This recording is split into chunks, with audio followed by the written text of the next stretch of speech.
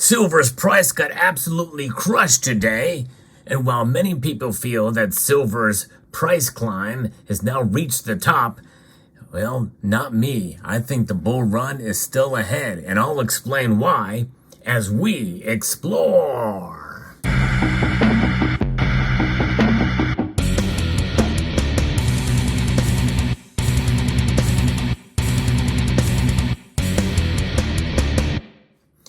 Silver's price got hit hard today. I'm going to give you a market report as the silver got absolutely crushed here and reporting here moments before the markets close.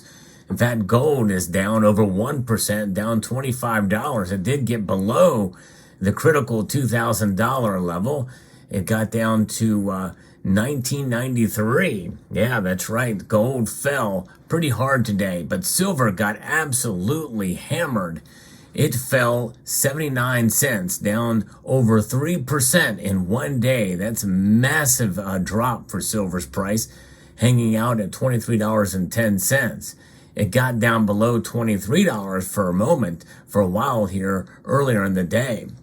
It's a mixed market with the platinum group metals, but gold and silver got hit hard because of the employment numbers. That's really the bottom line. That's the real reason why. But I think there's something we must take into consideration with these employment numbers that not many people are talking about. I'm going to be referencing two pieces here, one from Kitco, another one from FX Empire, but we're seeing the aftermath of the U.S. jobs report from the Labor Department that suggests the U.S. economy is presently in a pretty good spot.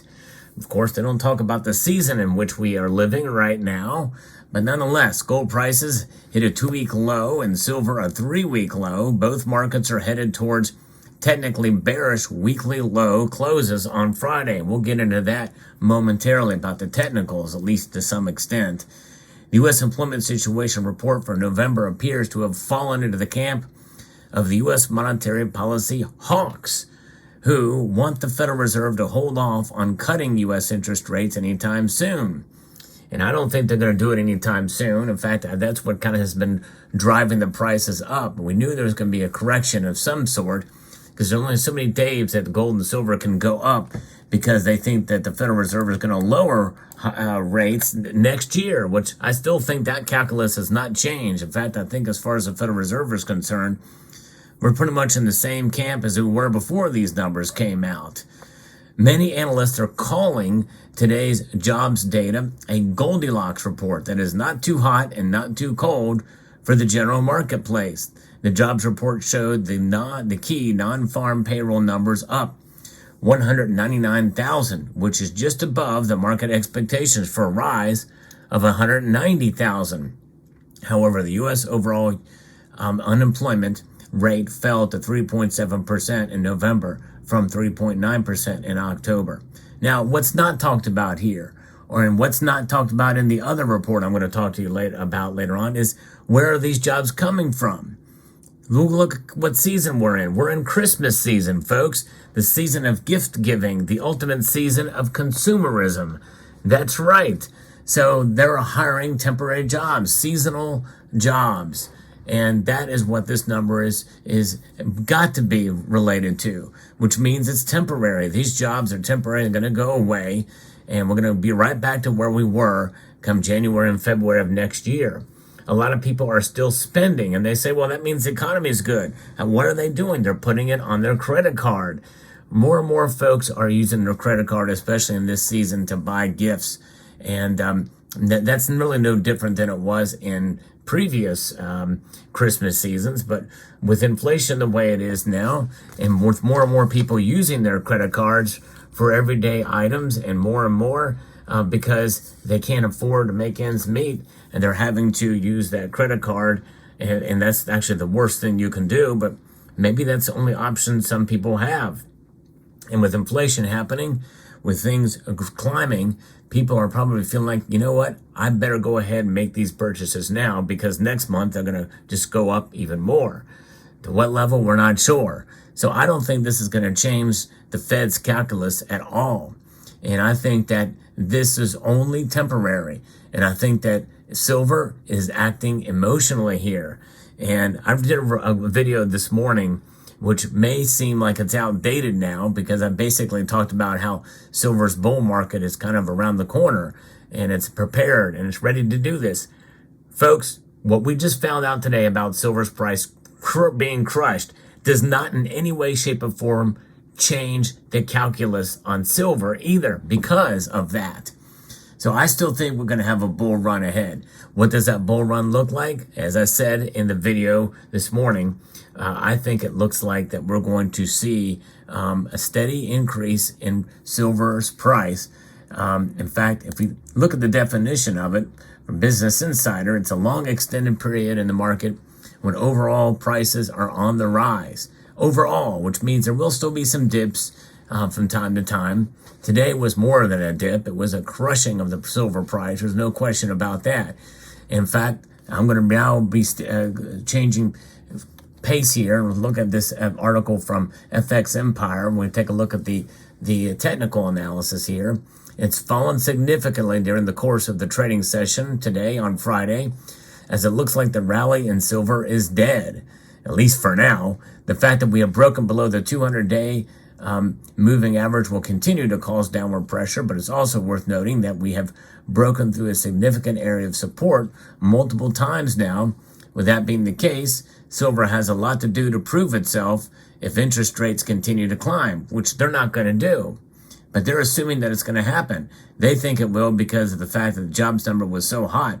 Silver's going to take it on the chin. It's not going to happen. The jobs number was not that hot, really, when you think about it. And there are a lot of temporary jobs.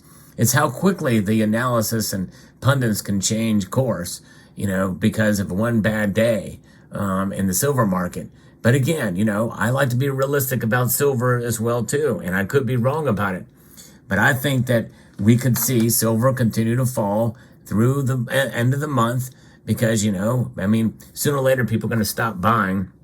And this market's going to kind of weigh. And as we head into the Christmas season, people aren't thinking about the markets, including the precious metal markets.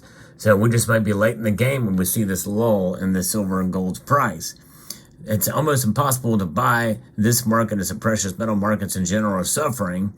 We did go up too quickly to the upside, especially in gold. It's pulled back now, but turning around and showing a significant amount of downward pressure at the $26 region. There's a scenario where we could very well end up falling all the way back down to the previous support level, which is closer to the $21 region. And that's quite possible. We could see either $22 or high $21 level by the end of the month, which is the end of the year, which means that my year-end prediction of silver is going to be wiped out. I predicted $28 by the end of the year. Probably not going to happen. But I think in 2024, things are going to turn around. I think there's a lot more overall, fundamentally, that's happening in the economy, with geopolitics, and everything else that is going to do only one thing for silver, and that is send it going up. Now, again, I'm not saying it's going to go to the moon, but I do think there's more that could send it going up. And today's reaction was a pure emotion drive, I think, based off the overall markets. Now, let's take a look here and see what's happening with the dollar index as well. The dollar index is something we watch, and and the strength of the dollar is profound here. It's up. It's up to almost right under 104. And that is, again, based off psychology as well, too. Could the Fed raise rates? I think that's what everybody's thinking, but I don't think they're going to do it. I don't think they're going to do it at all. I think we may stay where we're going to be staying, and then we're going to see it fall. So we'll see how this plays. But nonetheless, what a day we've had for sure.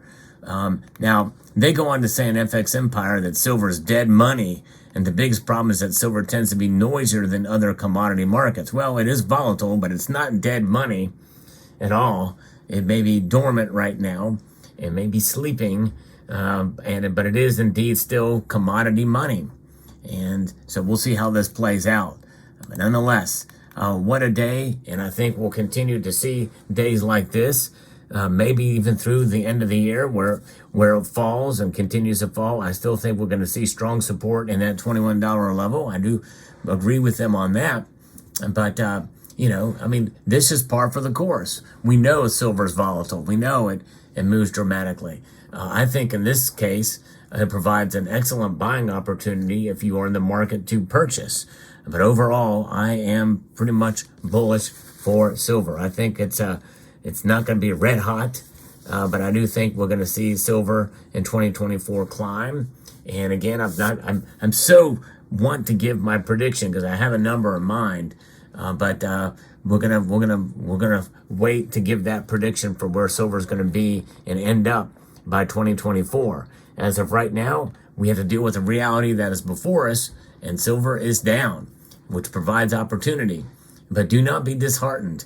We're going to see days like this, and I do think that in the long run, when you look at the fundamentals of silver, and you look at the market, you look at the economy, you look at the geopolitics that are in play all around the world, I think that bodes well for silver. So we'll see how this plays out. Let me know what your thoughts are in the comment section down below. I hope you found this video informative, insightful, and educational. I would like to extend a multitude of gratitude to each and every one of you for taking the time to watch, and to encourage you to please rate, share, comment, and subscribe.